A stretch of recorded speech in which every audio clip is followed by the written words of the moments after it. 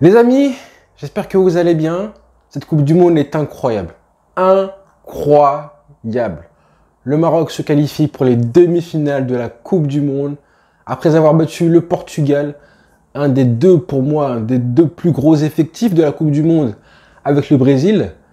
Après un quart de finale complètement mérité sur le score de 1-0, le Maroc devient le premier pays africain de l'histoire de la Coupe du Monde à être qualifié pour le dernier carré d'un mondial, après une prestation, encore une fois, majestueuse. Je ne sais pas comment vous dire et quel superlatif utiliser, mais déjà, est-ce que je peux me vanter, moi, d'avoir été un des premiers à vous dire, la vidéo, elle est encore là, la vidéo, elle est encore là, après le match Maroc-Croatie, qui avait lieu à 11 h du matin, je vous le rappelle, hein, un pauvre match comme ça, un pauvre match de poule comme ça, Maroc-Croatie, le titre de la vidéo, j'avais dit, le Maroc peut aller loin dans ce mondial-là. J'ai senti ça très vite. Mais je ne pensais pas évidemment qu'ils allaient aller aussi loin que ça. Pour moi, un beau mondial réussi, c'est équivalent en quart de finale, hein, comme tous les pays africains. Je ne savais pas si j'avais en capacité de briser la malédiction. Après le Cameroun, après évidemment le Sénégal qui faisait avant aujourd'hui office de plus beau parcours africain en Coupe du Monde. Après évidemment le Ghana qui faisait office de plus gros traumatisme d'un pays africain en Coupe du Monde. Là, on a clairement le plus beau parcours et de très très loin d'un pays africain en Coupe du Monde, quoi qu'il arrive. Même s'il y a des défaite 4-0 face à l'Angleterre ou à la France en demi-finale, peu importe ce qui se passe, ce que viennent de faire les Marocains, franchement bravo à vous. Félicitations, je ne peux qu'applaudir. Je suis subjugué, impressionné par tant de passion, de cœur, d'envie, un récital. Hein. On parle beaucoup de technique, de tactique. Et on parle pas assez, et moi je m'efforce de le faire dans mes vidéos tout le temps, de parler de la dimension mentale des choses. Évidemment le cerveau et aussi le cœur, les deux sont liés.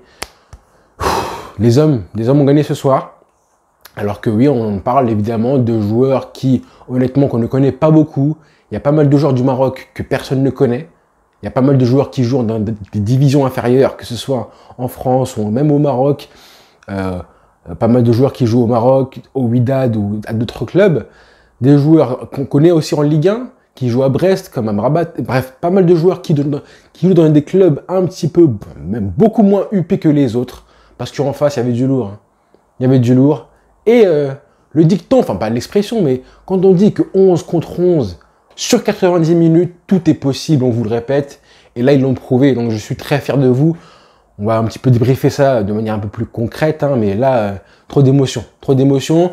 On va parler évidemment de CR7, du Portugal, qui passe à côté de son mondial encore une fois. Alors qu'ils avaient le plus bel effectif, je pense, du mondial avec le Brésil. Ils avaient des armes à tous les niveaux, à tous les postes. Là, encore une fois, ils sont menés au score. Il faut entrer CR7, Leao, Vitinha, des joueurs. Tu te dis, mais en fait, ces mecs-là pourraient jouer dans n'importe quelle sélection titulaire, au Portugal ou n'importe où. Hein. Et ils sont sur le banc, ils rentrent, il a des munitions comme pas possible. Et malgré ça, on a des Marocains qui font le travail, qui se sont battus, qui finissent à 10 en plus. Je sais pas si vous entendez les klaxons. Qui finissent à 10 et qui se sont battus, franchement. Là, on peut parler tactique. Hein. Tactique et tout ce qui va avec. Là, ça se passe ici. Hein. Ça se passe ici et là. Clairement. Je suis fier de vous. Bravo à vous. On peut parler tactique comme on veut, hein, mais à la fin, comme je le dis avant du mondial, et je le répète encore une fois, hein, là, en plus, ce que j'ai bien aimé, c'est qu'après le match, l'entraîneur, qui est pour moi, là, c'est bon, Monsieur Walid Regragui, pardon, c'est le sélectionneur phare du mondial pour moi. Ce qu'il fait en étant arrivé à 3 mois de ça, bon, c'est pas pris en compte, hein, parce que voilà, on s'en fout. Mais il est arrivé à 3 mois, faut le dire. Il est arrivé là il y a 3 mois, comme il a dit, en pompier de service pour remplacer Vaïd et un petit peu voilà, emmener cette sélection-là le plus loin possible en Coupe du Monde. Et comme je le dis souvent, quand tu es sélectionneur, tu n'as pas le temps de travailler avec ton équipe.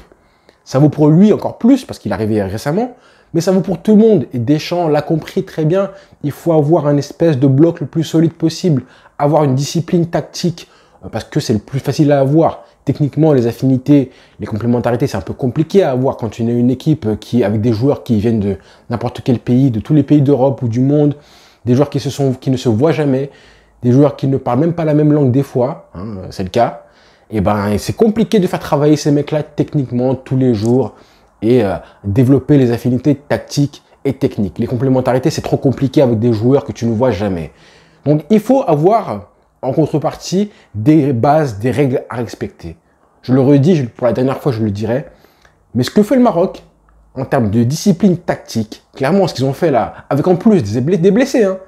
Mazraoui était blessé, Romain Saïs se blesse en cours de match. Et à chaque fois, il remplace un mec par un autre mec que personne ne connaît, ou en tout cas, pas moi. Et à chaque fois, tu sens que tellement ils ont un espèce de cœur et la volonté de se battre sur chaque ballon. Hein, c'est une des règles primordiales à respecter dans le football de sélection quand tu as gagné 7 matchs. Une Coupe du Monde, c'est 7 matchs. 7 matchs maximum à gagner. Donc, forcément, c'est pas long un championnat, c'est pas long 38 matchs, c'est pas comme ça. Donc, il faut être prêt au rendez-vous pour être le plus performant sur 7 matchs. Tu peux pas te louper. Un match, tu sors. Un seul match, tu sors. Ça, faut le comprendre. Et le Portugal a été naïf. Le Portugal a été naïf. Franchement, bravo. Le but, il est magnifique. Hein. Le but, il est magnifique. Ça aurait même pu faire 2-0 pour le Maroc. Hein. Largement. Il y avait la place pour gagner ce match-là 2-0 en étant réaliste, solidaire. Mais bon, ça, après le reste, on s'en fout. Parce que le but du Maroc, il est magnifique. Quand j'ai vu El Nessiri sauter comme ça, une détente sèche à la CR7 2016, là, comme ça, je me suis dit, waouh, ah, le mec, comment ça se fait qu'il arrive à sauter encore plus haut que le gardien? Incroyable. Ça, c'est dans la tête. Hein. Il y en a beaucoup qui ont critiqué El Nessiri depuis 2-3 ans, depuis qu'on le connaît depuis Séville. Mais vraiment, El Nessiri, hein, c'est un très bon joueur. C'est un très, très bon joueur. Et je suis content pour lui parce qu'il est récompensé. C'est lui qui aura la gloire en plus d'avoir marqué ce but-là qui qualifie pour la première fois le Maroc et un pays africain en demi-finale. C'est un très bon joueur. Ziyech a fait son match aussi. Hein. À Ziyech, hein, en tant que patron, vraiment, ce qu'il a fait sur les côtés, tactiquement, j'ai kiffé. Et que dire de Bouffal? Bouffal qui, franchement, hein, c'est pas possible que ce mec-là reste arrangé.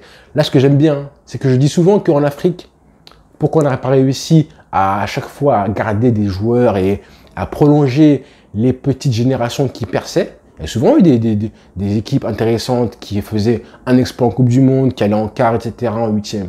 Et souvent, on avait du mal à prolonger les séries comme ça. Et ce qui est intéressant, c'est que là, avec ce qui s'est passé avec le Maroc, c'est que là, Dieu merci, et on en parlera plus tard quand je ferai une vidéo sur le bilan des pays africains, c'est que là, les Marocains, avec ce qu'ils ont fait là, je pense que les joueurs qui n'ont pas de club UP, hein, comme Amrabat et tous ces joueurs-là qui, franchement, Ounani, quel joueur techniquement, il est incroyable. Hein. La Roja, ils en ont parlé, Luis Enrique en a parlé, il a dit, mais lui, il sort d'où ce mec-là? Il est vraiment incroyable. En plus, il a une touchée de balle qui est magnifique. Tactiquement, il est très fort, il est intelligent. À chaque fois, les relances du Maroc étaient magnifiques, en partie grâce à lui. Ça, faut le dire. Hein. Faut avoir aussi les cojones, hein, vraiment, et le cœur pour systématiquement relancer comme ça, court. À chaque fois, on a vu une dimension tactique et technique de la part des Marocains. Je me suis dit, mais combien de fois ils vont la faire, ça? Et des relances comme ça en touche de balle. En plus, en partant du fond, hein, de derrière, à chaque fois, des remises en touche de balle avec Ziyech, Ounani, Amrabat. Mais comme ça, tout le début du match, pendant 45 minutes comme ça. Donc franchement, ça, c'est vraiment une consigne tactique. Monsieur Regragui qui demande aux Marocains de relancer court, de ne pas avoir peur et de compter sur la qualité tactique et technique des joueurs comme Ziyech, comme Amrabat, comme Ounani. Pas oublier aussi qu'ils ont quand même un blessé et pas n'importe qui. Hein. Amin Harit n'est pas là. J'en parlais au début du mondial en disant qu'au milieu de terrain, ça manquait un petit peu de créativité. Et pourtant, bah non. Le cœur a fait que justement, tu peux remplacer ça avec tactiquement des dispositions et un jeu qui est porté vers l'avant. Et ils réussissent à faire ce que je voulais, c'est à savoir jouer les coups à fond. Les coups de pied arrêtés, les contres et les jeux sur les côtés, ça c'est primordial. C'est ce qu'ils ont fait encore une fois ce soir. 0 but encaissé en Coupe du Monde pour l'instant, à part un seul, un CSC qui aurait pu être évité, en ayant joué la Croatie, le Portugal, l'Espagne. Bref, la folie. La folie, franchement, que dire? Que dire? Franchement, bravo à eux. Ce que j'ai vu tactiquement, ce que j'ai vu, hein, ils peuvent aussi taper l'Angleterre hein, ou la France. Ce sera plus dur parce que là, physiquement, ça commence à être très compliqué. Romain Saïs, je pense qu'il est forfait pour le mondial. Mais peu importe. Hein. Là, ça y est, la Coupe du Monde est réussie. Et bravo, bravo à eux. Voilà, bravo. Qu'est-ce que je vais dire de plus pour le Maroc? À part que l'aventure n'est pas encore finie. Hein. Maintenant, il faut se remettre de ça. Il y a un repos qui va arriver, un match mercredi. Et quoi qu'il arrive, hein, c'est 2 matchs. Même si vous perdez en demi-finale, dans le pire des cas, il y aura la petite finale. Il faudra se montrer, il faudra se battre, quoi qu'il arrive. Donc bravo à eux, je suis très fier de vous. Que dire? Je sentais au début du mondial, hein, quand j'ai vu le match Croatie-Maroc 0-0. Maintenant, la performance des Croates, bah, elle prend son sens. Hein. La performance un petit peu, même de la Belgique qui s'est fait battre aussi. Franchement, il y a pas mal d'équipes qui se sont fait battre finalement à la régulière face au Maroc. Et donc cette défaite du Maroc conduit évidemment à la retraite internationale, je pense, hein, de CR7. Cristiano Ronaldo qui donc dit au revoir au mondial.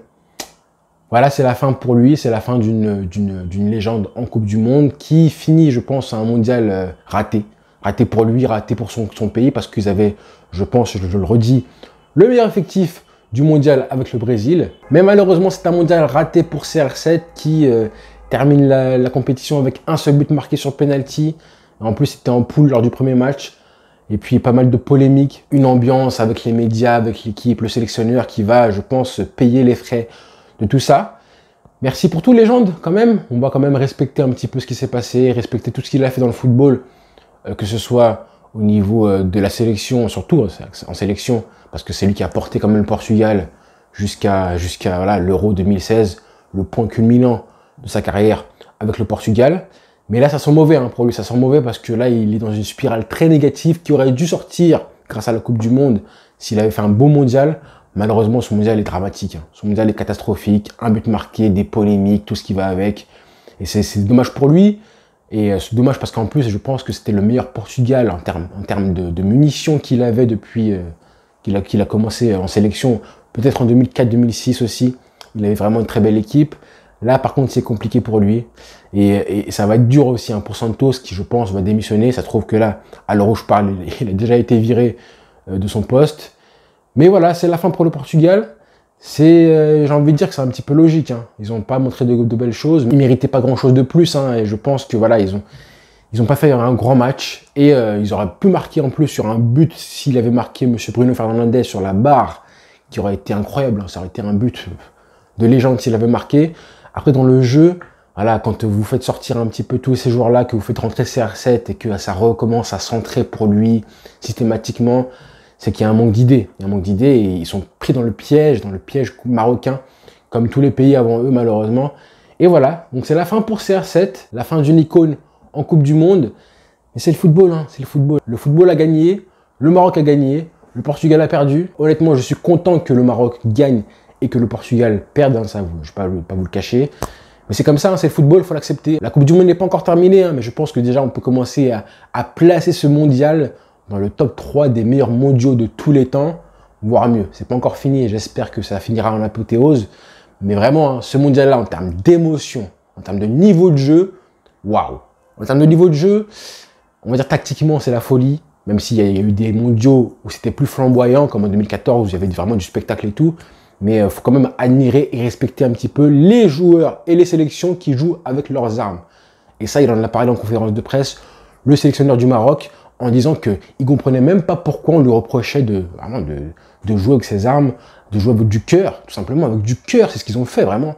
Donc vraiment bravo à eux, merci pour les émotions, merci pour ce mondial incroyable qu'on vit en ce moment, merci pour tout. Voilà, le football a gagné. Voilà les frères, on va évidemment suivre la rencontre entre la France et l'Angleterre. Attention aussi, attention. Bonne soirée les frères.